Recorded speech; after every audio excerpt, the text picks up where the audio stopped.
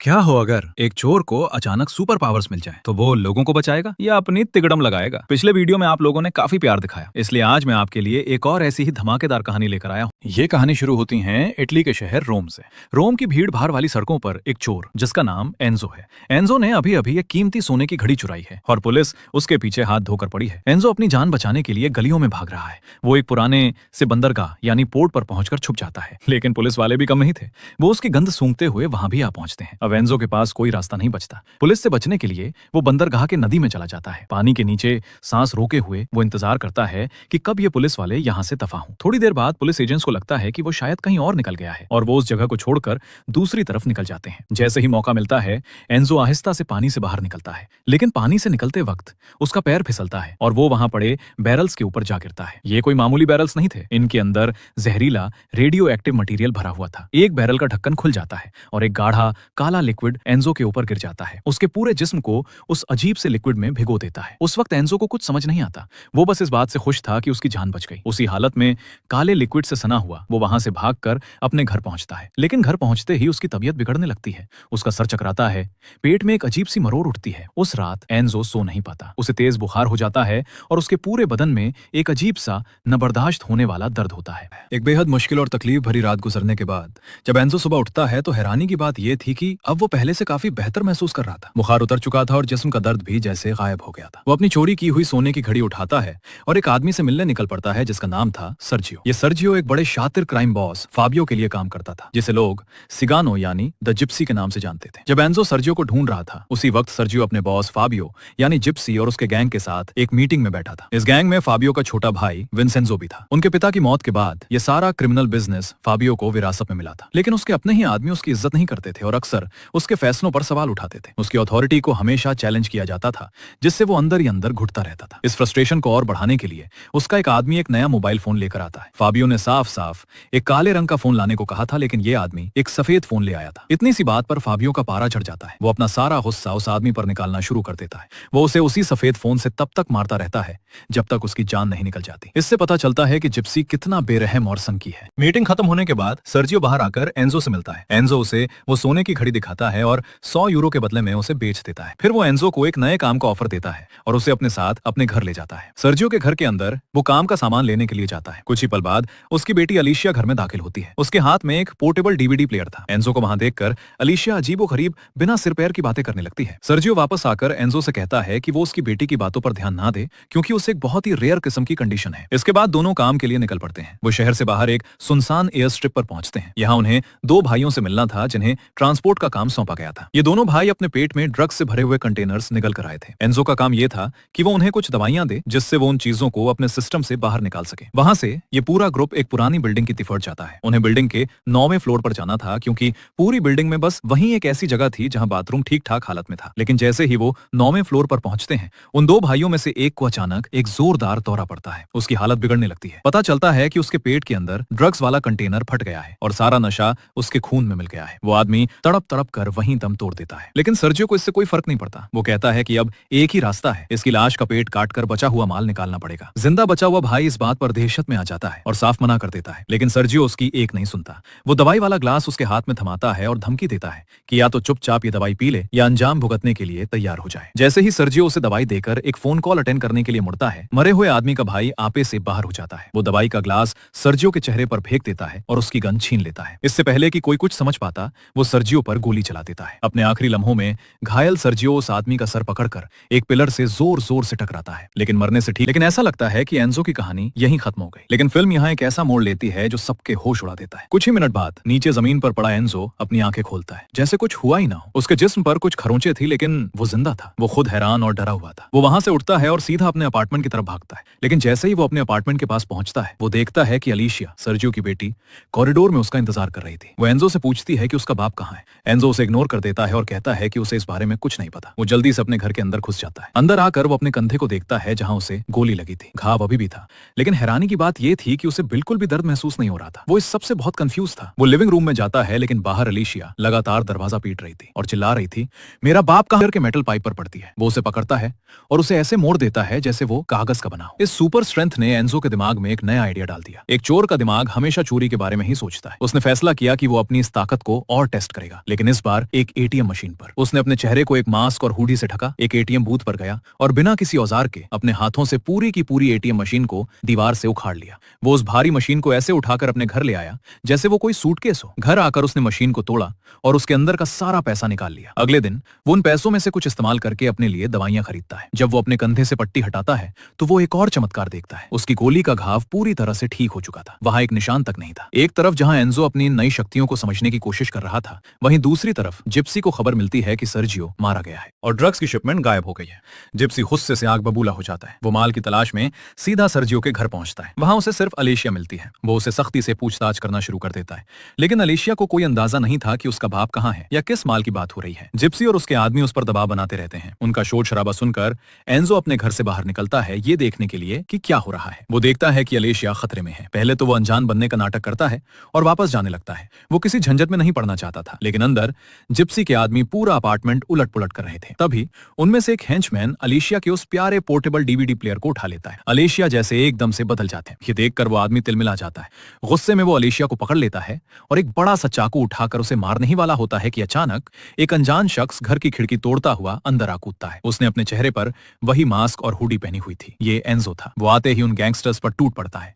Gangsters उस पर हमला करने की कोशिश करते हैं, लेकिन उनके मुक्के और लातें एंजो पर बेअसर थे। अपने आदमियों को इतनी आसानी से पीटते हुए देखकर जिप्सी फौरन अलेशिया को पकड़ लेता है और उस मास्क वाले आदमी को पीछे हटना पड़ता है। सारे गैंगस्टर्स वहां से निकलने लगते हैं, लेकिन अलेशिया हिम्मत नहीं हारती। वो जिप्सी को एक जोरदार लात मारती है, जिससे वो जमीन पर गिर जाता है और वहां से भाग जाता है। अलेशिया उसकी तरफ देखती है। उसकी आंखों में डर नहीं, बल्कि एक अजीब सी चमक थी। वो उसे हिरोशी शिबा समझ लेती है, जो उसके फेवरेट एनिमे जीग रोबोट का हीरो था। एंजो जानता था कि अब अलेशिया को यहाँ अकेला छोड़ना बिल्कुल भी अकलमंदी नहीं है। जिप्सी उसकी असली पहचान नहीं जानता था, इसलिए एंजो का अपार्टमेंट सबसे सुरक्षित जगह थी। वो अलेशिया को अपने साथ अपने घर ले जाता है। इसके बाद वो अलेशिया को सोने के लिए कहता है और खुद सोफे पर लेट जाता है, ये सोचते हुए कि अब आगे क्या करना है। अगली सुबह वो अलेशिया से बात करता है और पूछता है कि क्या उसके पास कोई ऐसी जगह है जहां वो कुछ दिन रह सके। अलेशिया को एक हॉस्पिटल याद आता है जहां उसका बाप उसे अक्सर ले जाया करता था। एंजो उसे समझाता है कि वो वहां चली जाए जब तक वो सर्जियो के बारे में कुछ पता लगाता है। लड़की मान जाती है। एंजो अलेशिया को हॉस्पिटल छोड़ आता है। उसे इस बात का बिल्कुल अंदाजा नहीं था कि दूसरी तरफ जिप्सी उस मास्क वाले आदमी के बारे में जानकारी इकट्ठा कर एंजो ने एटीएम मशीन उखाड़ी थी। वीडियो में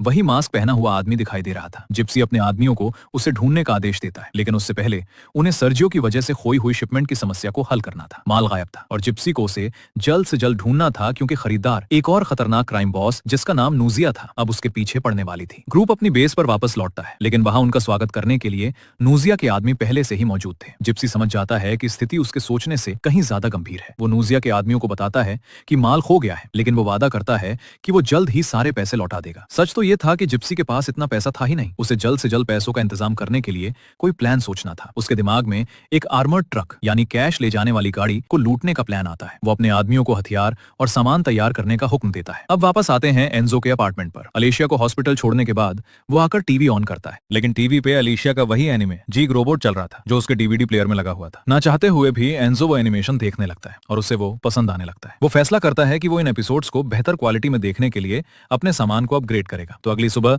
वो एक हाईवे पर जाता है जहां से वो कैश वाली गाड़ी गुजरती थी। इत्तेफाक से जिप्सी और उसके आदमी भी उसी वक्त उसी जगह पर उस गाड़ी को लूटने के लिए तैयार थे, लेकिन एंजो उनसे पहले एक्शन में आ जाता है। अगले ही पल वो आर्मर्ड ट्रक के अंदर घुस जाता है और पैसों से भरा एक बैग उठा लेता है। अपने शिकार को किसी और के हाथों जाता देखकर हो जाता है। उस पैसे से एंजो अपने घर के लिए एक नया सिनेमा प्रोजेक्टर खरीदता है और साथ ही जीग रोबोट के सारे एपिसोड्स की कंप्लीट कलेक्शन भी ले आता है। लेकिन जैसे ही वो एपिसोड देखना शुरू करने वाला होता है, उसके दरवाजे पर दस्तक होती है। खिड़की से झांकने पर वो देखता है कि बाहर पुलिस की गाड़ी खड़ी है। एंजो दरवाजा खोलता है। पुलिस वाले उसे बताते हैं कि उसकी बीमार पत्नी सड़क पर अकेली घूम रही थी। एंजो को कुछ समझ नहीं आता कि वो किसकी बात कर रहे हैं। तभी पीछे से अलेशिया आ जाती है। पुलिस वाले एंजो को सलाह देते हैं कि वो अपनी पत्नी का आगे से ज्यादा ध्यान रखे। एंजो उनकी हाँ में हाँ मिलाता है और अलेशिया को अंदर आने के लिए कहता है। अंदर आकर अलेशिया उसे जीग रोबोट का एक मास्क दिखाती है जो उसने अपने हाथों से एंजो के लिए बनाया था, लेकिन एंजो उसे साफ कहता है कि वो कोई हीरो नहीं है। वो अलेशिया को अपना सामान पैक करने के लिए कहता है, क्योंकि वो उसे वापस हॉस्पिटल छोड़ने जा रहा था, मगर अलेशिया जाने से इनकार कर देती है। जब उसकी नजर जीग रोबोट की कंप्लीट कलेक्शन पर पड़ती है तो वो एंजो से मिन्नत करती है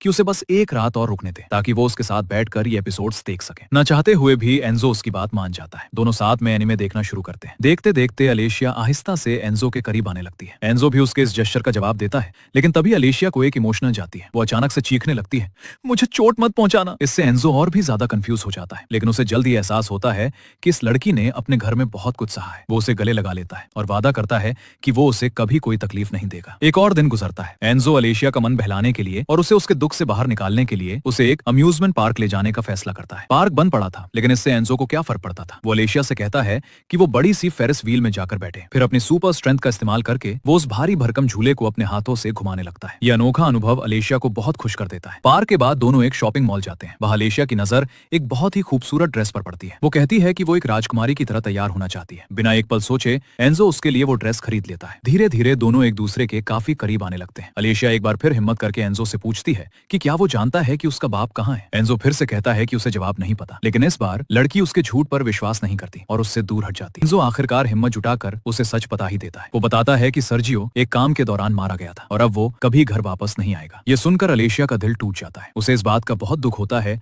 कि एंजो ने इतने टाइम तक उससे झूठ बोला। वो एंजो पर इल्जाम एक बस में चढ़ जाती है, लेकिन जैसे ही बस चलने लगती है एक अजीब सी सुपर ह्यूमन ताकत उस गाड़ी को आगे बढ़ने से रोक देती है। जब सारे पैसेंजर्स पीछे मुड़कर देखते हैं तो उनके होश उड़ जाते हैं। एंजो अपने दोनों हाथों से उस चलती हुई बस को रोके हुए खड़ा था। लोगों को फौरन याद आ जाता है कि ये वही मास्क वाला आदमी है जिसने एटीएम मशीन चोरी की थी। सब लोग अपने अपने मोबाइल फोन्स निकालकर उसे रिकॉर्ड करना शुरू कर देते हैं, लेकिन एंजो को इस बात की कोई परवाह नहीं थी। वो सीधा अलीशिया के पास जाता है और उससे माफी मांगता है। वो कहता है कि उसे अलीशिया की बहुत परवाह है और वो वैसा ही हीरो बनने के लिए तैयार है जैसा वो उसे पसंद करती है। अलीशिया उसकी माफी कबूल कर लेती है। एंजो उसे अपनी गोद में उठाकर बस से बाहर ले आता है और वादा करता है कि वो उसे उस जगह ले जाएगा जहां उसका बाप है। कुछ देर बाद दोनों शहर के मुर्दा घर पहुंचते हैं। वहां वो सर्जियो की लाश को देखते हैं और अलीशिया अपने पिता को आखिरी बार अलविदा कहती है। इसके बाद दोनों वापस अपार्टमेंट लौटने का फैसला करते हैं, लेकिन एंजो अब जानता था कि उसकी असली पहचान सबके सामने आ चुकी है। उन्हें अब यहाँ से बहुत दूर भागना होगा। उसी दौरान जिप्सी अपनी बेस पर वापस आता है। उस मास्क वाले आदमी से बार बार हार कर वो बेहद जलील महसूस कर रहा था। इससे भी बुरा तब होता है जब उस शांत रहने का नाटक करता है और उसके फैसले को मान लेता है। विंसेंजो कहता है कि वो ग्रुप को एक और डकैती के लिए इकट्ठा करेगा, लेकिन जैसे ही विंसेंजो वहां से जाता है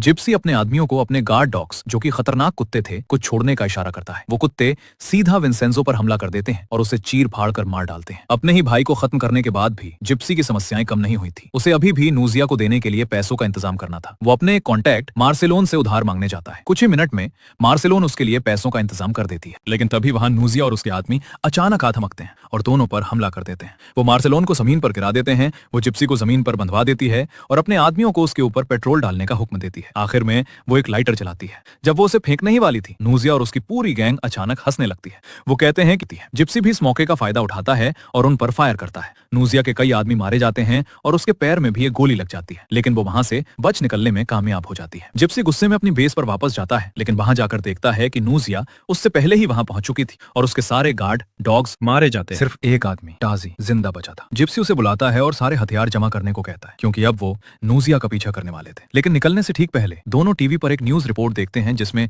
उस मास्क वाले चोर की असली पहचान दिखाई जा रही थी। जिप्सी फौरन उसे पहचान जाता है कि ये तो अलेशिया का पड़ोसी है। दूसरी तरफ एंजो और अलेशिया अपना सामान उठाते हैं और एक मोटरसाइकिल पर शहर से भाग जाते हैं। रास्ते में वो एक होटल में 10 बजे रात को रुकते हैं। वहां एंजो अलेशिया को अपने अतीत, अपने पास्ट के बारे में बताना शुरू करता है। वो बताता है कि कैसे उसने बहुत कम उम्र में क्राइम की दुनिया में कदम रखा था। अपने दोस्तों के साथ मिलकर वो छोटी मोटी चोरियां करता था, लेकिन आहिस्ता आहिस्ता उसके सारे साथी मारे गए और आखिर में सिर्फ एंजो ही जिंदा बचा। उसने अपनी जिंदगी इसी गुनाह के रास्ते पर जारी रखी, लेकिन वो कहता है कि जब से उसे ये पावर्स मिली हैं और वो अलेशिया से मिला है, वो ये सब छोड़कर एक बेहतर जिंदगी की शुरुआत करना चाहता है। लड़की उसकी कहानी से काफी प्रभावित होती है, लेकिन इससे पहले कि वो और बात कर पाते, जिप्सी कमरे में घुस जाता है और एंजो पर ट्रैंक्विलाइजर डार्ट से फायर करके उसे बेहोश कर देता है। थोड़ी देर बाद जब एंजो की आंख खुलती है तो वो खुद को एक बिस्तर से बंधा हुआ पाता है। उसके सामने जिप्सी खड़ा था, जो ये जानना चाहता था कि एंजो को उसकी एक फ्लेम थ्रोअर उठाती है और जिप्सी को आग लगा देती है। आग में जलता हुआ जिप्सी चीखते हुए टाइबर नदी में कूद जाता है। इस शूटआउट के बाद एंजो अलीशिया की तरफ दौड़ता है, लेकिन बदकिस्मती से क्रॉसफायर में अलीशिया को भी गोलियां लग गई थी। अपने आखिरी लम्हों में वो लड़की एंजो से कहती है कि वो अपनी शक्तियों का इस्तेमाल दुनिया को बचाने के लिए करे और एंजो से इस बात का वादा करता है। एक और दिन गुजरता है। टाइबर नदी के पानी से जिप्सी को जिंदा देखकर नूजिया अपने आदमियों को उस पर हमला करने का हुक्म देती है, लेकिन इस बार का जिप्सी पहले जैसा नहीं था। वो बिना डरे उन सब पर टूट पड़ता है। वो अपने मोबाइल से ये सब रिकॉर्ड भी कर रहा था। बिना किसी मुश्किल के वो नूजिया के सारे आदमियों को मार गिराता है। आखिर में वो नूजिया को एक डांस के लिए खींचता है, लेकिन अपनी सुपर स्ट्रेंथ का इस्तेमाल करके वो उसे इतनी जोर से दबाता है कि उसकी रीढ़ की हड्डी जिप्सी टूट जाती है। अपना बदला पूरा करने के बाद जिप्सी उस वीडियो को इंटरनेट पर अपलोड कर देता है ताकि वो भी उस मास्क वाले चोर की तरह मशहूर हो सके। वीडियो अपलोड करने के बाद जिप्सी को कमरे में बंद दरवाजा दिखता है। जब वो उसे खोलता है तो उसे अंदर नूजिया का पूरा हथियारों का जखीरा मिलता है। मिस पावर के साथ अब वो रोम का सबसे बड़ा क्राइम लॉर्ड बनने का अपना प्लान शुरू कर सकता था। शहर के दूसरे हिस्से में एंजो सड़क पर बिना किसी मंजिल के चल रहा था, अलीशिया की मौत का मातम मनाते हुए। अचानक एक पुलिस की गाड़ी उसके पास से गुजरती है। एजेंट्स पलट जाती है। पुलिस वाले जल्दी से उस औरत को तो बचा लेते हैं, लेकिन उसकी बेटी अंदर फंस जाती है और गाड़ी में आग लगने लगती है। अलीशिया को दिए हुए वादे को याद करते हुए एंजो उसे बचाने के लिए आगे बढ़ता है। अपनी ताकत का इस्तेमाल करके वो गाड़ी का पिछला हिस्सा उखाड़ फेंकता है और गाड़ी एक्सप्लोड होने से कुछ सेकंड पहले ही लड़की को बाहर खींच लेता है। माँ अपनी बेटी को सही सलामत देखकर राहत की सांस लेती है और शुक्रिया के तौर पर एंजो को गले लगा लेती है। लेकिन जैसे ही एंजो सड़क पर आगे बढ़ता है, उसकी नजर एक टीवी पर पड़ती है जिसमें जिप्सी का वो इंटरनेट पर पोस्ट किया हुआ वीडियो चल रहा था। एंजो को समझ आ जाता है कि जिप्सी न सिर्फ जिंदा है बल्कि टाइबर नदी की वजह से उसे भी वही शक्तियां मिल गई हैं। इससे भी बुरा ये था कि वो विलन कह रहा था कि उसने पूरे रोम के लिए एक और भी बड़ा शॉक प्लान किया है। उसने बताया कि उसने शहर के फुटबॉल स्टेडियम में एक छोटा सा एक्सप्लोसिव गिफ्ट रखा है। उसे रोकने के लिए एंजो सड़क पर एक आदमी से उसकी मोटरसाइकिल उधार मांगता है और पूरी रफ्तार से स्टेडियम की तरफ निकल पड़ता है। वहां पहुंचकर वो जिप्सी को ढूंढ लेता है और उस पर हमला कर देता है। लेकिन अब जिप्सी भी उसकी ताकत का सामना कर सकता था। दोनों के बीच एक भयानक लड़ाई शुरू हो जाती है। दोनों एक दूसरे पर जोरदार मुक्के बरसाते हैं। ताकत और रफ्तार दोनों में वो एक दूसरे के बराबर थे। लड़ाई के बीच जिप्सी के हाथ से एक पुराना सा मोबाइल फोन गिर जाता है जो बम का डेटोनेटर था। मौका देखते ही विलन वो फोन उठाता है और वहां से भाग जाता है। एंजो उसके पीछे स्टेडियम के स्टैंड्स यानी जहां दर्शक बैठते हैं वहां तक जाता है। जैसे ही वो उसे पकड़ता है, दोनों फिर से भिड़ जाते हैं। वो एंजो को धक्का देकर दर्शकों के बीच गिरा देता है। इसके बाद जिप्सी स्टेडियम से नीचे कूद जाता है। नीचे उसे कई पुलिस वाले घेर लेते हैं, लेकिन वो आसानी से उन सब से छुटकारा पा लेता है। फिर वो एक एम्बुलेंस की तरफ भागता है और वहां जाकर बम के मैकेनिज्म को मैनुअली एक्टिवेट कर देता है। बम अब 5 मिनट में फटने वाला था। एंजो उसे ढूंढ लेता है, लेकिन बम अब एक्टिवेट हो चुका था। इसलिए एंजो एम्बुलेंस को वहां से दूर ले जाने लगता है, लेकिन रास्ते में उसे पुलिस का एक ब्लॉकेड रोक लेता है। पुलिस वाले उसे गाड़ी से बाहर निकलने के लिए कहते हैं। इस कश्मकश के बीच एंजो एम्बुलेंस से बाहर निकलता है, गाड़ी को ब्लॉकेड की तरफ धक्का दे देता है और बम को अपने हाथों में उठाकर पुलिस वालों से दूर भागने लगता है। जब एक्सप्लोजन में कुछ ही सेकंड बचे थे, एंजो एक पुल पर पहुंचता है और बम को नदी में फेंकने की कोशिश करता है, लेकिन तभी जिप्सी फिर से वहां आ जाता है और उसे जमीन पर गिरा देता है। बम पुल के बीच में जा गिरता है। विलन एंजो को मारता है और बम की तरफ दौड़ता है और एक्सप्लोजन के टाइम को कम करके सिर्फ 15 सेकंड कर देता है। इतने कम टाइम में दर्जनों बेगुनाह लोग मारे जाएंगे। अपनी आखिरी हिम्मत जुटाकर उसके साथ पुल से नीचे समंदर में छलांग लगा देता है। जैसे ही काउंटडाउन पूरा होता है, बम फट जाता है। ब्लास्ट जिप्सी के जिस्म के चीथड़े उड़ा देता है, जबकि एंजो का क्या हुआ ये एक राज रह जाता है। कुछ दिन बाद लोग अभी भी उस हीरो के बारे में बातें कर रहे थे जिसने पूरे शहर को बचाया था, लेकिन फिर फिल्म के आखिरी सीन में ये दिखाया जाता है कि एंजो उस ब्लास्ट में जिंदा बच गया था। रोम की ऊंची इमारतों के ऊपर वो खड़ा था और उसने वही मास्क पहना हुआ था जो अलीशिया ने उसे तोहफे में दिया था। अब जीग रोबोट की पहचान को पूरी तरह से अपनाकर एंजो शहर की तरफ छलांग लगा देता है, एक सच्चे सुपर हीरो की तरह बुराई से लड़ने के लिए तैयार। तो दोस्तों, ये थी कहानी एक मामूली चोर की जो हालात से मजबूर होकर एक शहर का रक्षक बन गया। आपको ये कहानी कैसी लगी हमें नीचे कमेंट्स में जरूर बताएगा। मिलते हैं आपसे अगले रिकैप में यहीं हमारे चैनल पर। तब तक के लिए अपना ख्याल रखें।